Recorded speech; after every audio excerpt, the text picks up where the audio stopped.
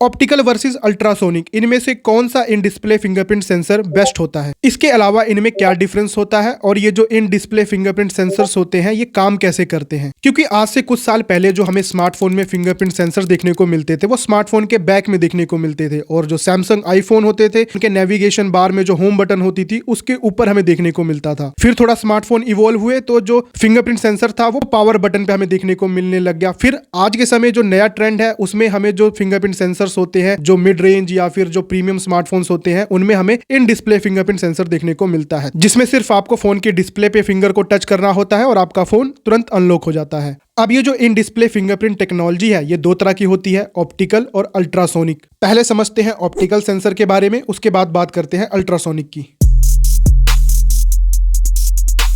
पहली बात तो जो आपको पता होनी चाहिए वो ये है कि ये जो इन डिस्प्ले फिंगरप्रिंट सेंसर है ऑप्टिकल और जो अल्ट्रासोनिक, ये आपको जो एमोलेड डिस्प्ले या फिर जो ओलेड डिस्प्ले वाले स्मार्टफोन्स होते हैं उनमें ही देखने को मिलेगा। जो एलसीडी डिस्प्ले स्मार्टफोन होते हैं उनमें नहीं देखने को मिलते, और इसकी वजह है दोनों डिस्प्ले की स्ट्रक्चर और वर्किंग। जो एमोलेड या फिर ओलेड डिस्प्ले होती है उसमें एक ऑर्गेनिक मटेरियल का यूज किया जाता है प्राइमरी कलर्स को दिखाने के लिए, जो कि रेड ग्रीन ब्लू होते हैं, और इन तीनों कलर्स को ही कंबाइन करके अलग अलग कलर्स को बनाया जाता है जो कि हम अपने डिस्प्ले पे देखते हैं। इसी कारण जो एमोलेड ओलेड डिस्प्लेज होती हैं काफी थिन होती हैं, और ये जो सेंसर्स होते हैं ऑप्टिकल और अल्ट्रासोनिक उनको प्लेस करना भी पॉसिबल होता है, और जो सिग्नल निकलता है वो भी डिस्टॉर्ट नहीं होता। और जो एलसीडी डिस्प्ले है उसमें एक बिग बैकलाइट होती है, और ये जो लाइट है वो कलर फिल्टर से पास होती है जो कि रेड ग्रीन ब्लू कलर के होते हैं, जिनसे ही हमें जो प्राइमरी कलर्स हैं रेड ग्रीन ब्लू वो देखने को मिलते हैं, और फर्दर इन कलर को कंबाइन करके जो हमें डिफरेंट डिफरेंट कलर्स हैं डिस्प्ले पे वो देखने को मिलते हैं। अब एलसीडी डिस्प्ले में बैकलाइट इसके अलावा और भी बहुत सारी लेयर्स होती हैं, इसकी वजह से जो एलसीडी डिस्प्ले है काफी थिक हो जाती है। तो ये जो इन डिस्प्ले फिंगरप्रिंट स्कैनर्स हैं ऑप्टिकल और जो अल्ट्रासोनिक, इसको देना प्रैक्टिकल नहीं हो पाता एलसीडी डिस्प्ले में, क्योंकि बहुत सारी लेयर्स और थिकनेस की वजह से जो सिग्नल है इन सेंसर्स के वो डिस्टॉर्ट होंगे। सो जो स्मार्टफोन कंपनीज हैं वो अवॉइड करती हैं इन डिस्प्ले फिंगरप्रिंट स्कैनर्स को देना एलसीडी डिस्प्ले वाले स्मार्टफोन्स में। अब वापस फोकस करते हैं ऑप्टिकल फिंगरप्रिंट स्कैनर के ऊपर कि ये क्या होता है और ये कैसे काम करता है।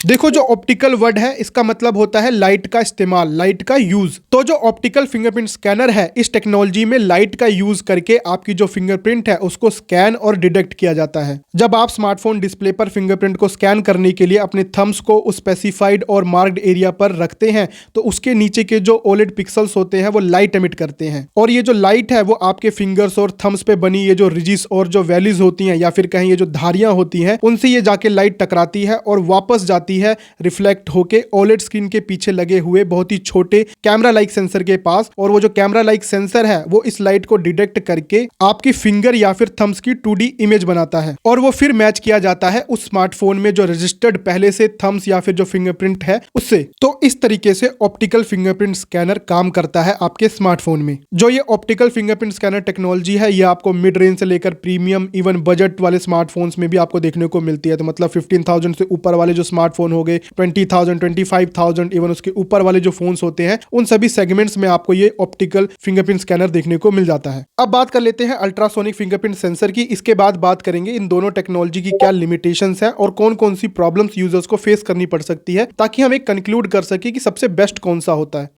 अब ये जो अल्ट्रासोनिक वर्ड है इसका मतलब होता है ऐसी साउंड, ऐसी आवाज जो कि हम ह्यूमंस नहीं सुन सकते। देखो, जो हम ह्यूमंस है ना वो 20 हर्ट्ज से लेकर 20 किलो हर्ट्ज तक की जो साउंड्स है सिर्फ उनको ही सुन सकते हैं। जो 20 किलो हर्ट्ज से जो अबव साउंड्स है वो हम नहीं सुन सकते। तो जो अल्ट्रासोनिक फिंगरप्रिंट स्कैनर टेक्नोलॉजी है इसमें लाइट की बजाय साउंड का यूज किया जाता है, और वो जो साउंड होती है वो 20 किलो हर्ट्ज से अबव होती है, जिसके कारण हम लोग उसे सुन भी नहीं सकते। तो जो अल्ट्रासोनिक फिंगरप्रिंट स्कैनर वाले स्मार्टफोन्स होते हैं उनमें जब आप अपने फिंगरप्रिंट या फिर थम्स को रखते हैं स्कैन करने के लिए, तो जो ओलेड डिस्प्ले के पीछे लगा हुआ सोनिक सेंसर होता है वो एक साउंड भेजता है जो कि 20 किलो हर्ट्ज से ऊपर की फ्रीक्वेंसी का होता है। तो आप उसे सुनेंगे नहीं, और वो साउंड आके आपके जो थम्स या फिर जो फिंगर्स पे ये जो रिजिस और जो वैलीज हैं, ये जो धारियां हैं उस पे आके टकराती है और वापस रिफ्लेक्ट होके सेंसर के पास जाती है। इसके बाद जो सेंसर होता है वो 3D मैप क्रिएट करता है आपके फिंगरप्रिंट और थम्स का, बेस्ड अपॉन जो इको और जो वेव रिफ्लेक्ट होके आई है उसमें टाइम डिले कितना है, उसकी इंटेंसिटी कितनी कितनी है, क्योंकि जो रिजिस है वो ज्यादा स्ट्रांगली जो वेव्स हैं उसको रिफ्लेक्ट करेंगी और जो वैलीज हैं रिजिस के बीच में जो गहराई होती है वो वेव्स को थोड़ा डिले के साथ इसके अलावा वीक वेव्स को रिफ्लेक्ट करेगी। तो इस बेसिस पे वो आपका 3D मैप क्रिएट करता है और उसके बाद उसको मैच किया जाता है जो रजिस्टर्ड फिंगरप्रिंट और थम्स है उसके डेटा के साथ। अगर वो मैच कर जाता है तो तुरंत आपका जो फोन है वो खुल जाता है। ये जो अल्ट्रासोनिक फिंगरप्रिंट स्कैनर टेक्नोलॉजी है ये मोस्टली जो फ्लैगशिप और जो प्रीमियम स्मार्टफोन्स होते हैं उनमें ज्यादातर आप देखने को मिलता है, जैसे सैमसंग की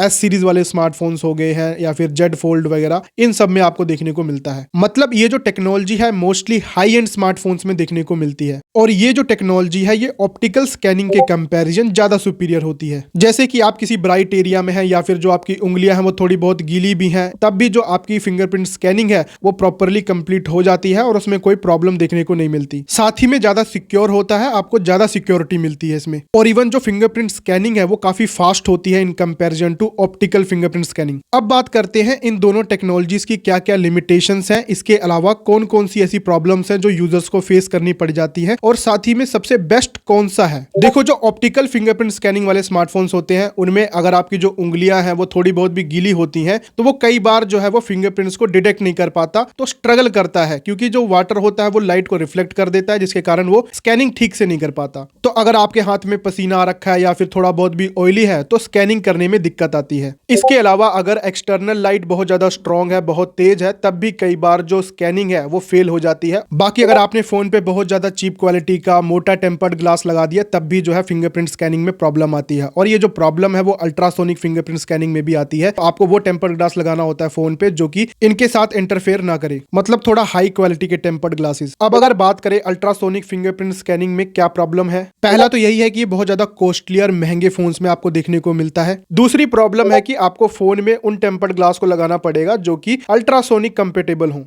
तो अगर आप कोई भी ऐसा चीप क्वालिटी का टेम्पर्ड ग्लास लगा देंगे फोन में तो आप इन डिस्प्ले फिंगरप्रिंट स्कैनिंग का यूज नहीं कर पाएंगे। और जैसे ऑप्टिकल फिंगरप्रिंट स्कैनिंग में होता है कि आपका अगर हाथ थोड़ा बहुत भी गीला है तो जो स्कैनिंग है वो फेल हो जाती है, तो जो अल्ट्रासोनिक फिंगरप्रिंट स्कैनिंग है उसमें थोड़े बहुत में तो उतनी दिक्कत नहीं आती, लेकिन अगर आपका हाथ जो है बहुत ही ज्यादा गीला होगा तो इसमें भी आपकी जो स्कैनिंग है वो उतनी बढ़िया नहीं हो पाती और फेल हो जाती है। तो हो सकता है अगर आपका हाथ बहुत ज्यादा गीला हो तो आपको इनकंसिस्टेंट फिंगरप्रिंट स्कैनिंग देखने को मिले। इसके अलावा आपको फोन पे थोड़ा हार्ड प्रेस करना पड़ता है अपने फिंगर्स और थम्स को, ताकि आपकी जो फिंगरप्रिंट्स है वो ठीक से स्कैन और मैच हो सके। अब अगर देखा जाए optical fingerprint scanning versus ultrasonic fingerprint scanning technology, इनमें से बेस्ट कौन सा है, तो जो अल्ट्रासोनिक फिंगरप्रिंट स्कैनिंग है वो ज्यादा सुपीरियर टेक्नोलॉजी है ऑप्टिकल फिंगरप्रिंट स्कैनिंग के कंपैरिजन। ये ऑप्टिकल फिंगरप्रिंट स्कैनिंग से स्लाइटली फास्ट होती है, ज्यादा सिक्योर मानी जाती है। आप किसी भी लाइट कंडीशन में हो आपकी फिंगरप्रिंट स्कैनिंग में कोई प्रॉब्लम नहीं आएगी। इवन आपकी जो फिंगर्स है वो थोड़ी बहुत वेट भी हो, इवन थोड़ी बहुत ड्राई भी हो, तो भी आपकी जो स्कैनिंग है वो कंप्लीटली हो जाती है, अनटिल आपके फिंगर की जो कंडीशन है वो बहुत ज्यादा खराब ना हो गई हो। इसीलिए अगर इन दोनों टेक्नोलॉजी में कंपेयर किया जाए तो जो अल्ट्रासोनिक फिंगरप्रिंट स्कैनिंग है वो बेस्ट है। लेकिन फिंगरप्रिंट स्कैनिंग टेक्नोलॉजी में सबसे बेस्ट होता है कैपेसिटिव फिंगरप्रिंट स्कैनिंग। ये जो आपके साइड माउंटेड या जो पावर बटन पे मिलता है आपको, या फिर जो पहले मिला करता था स्मार्टफोन के पीछे ना, वो सबसे बेस्ट होता है। अगर वो एक अच्छी क्वालिटी का है तो वो अल्ट्रासोनिक फिंगरप्रिंट स्कैनिंग से भी काफी फास्ट होता है। इसके अलावा बहुत ज्यादा सिक्योर, रिलायबल तो वो होता ही है। सो इस वीडियो के लिए बस इतना ही। अगर वीडियो इन्फॉर्मेटिव लगी हो तो वीडियो को लाइक जरूर करें।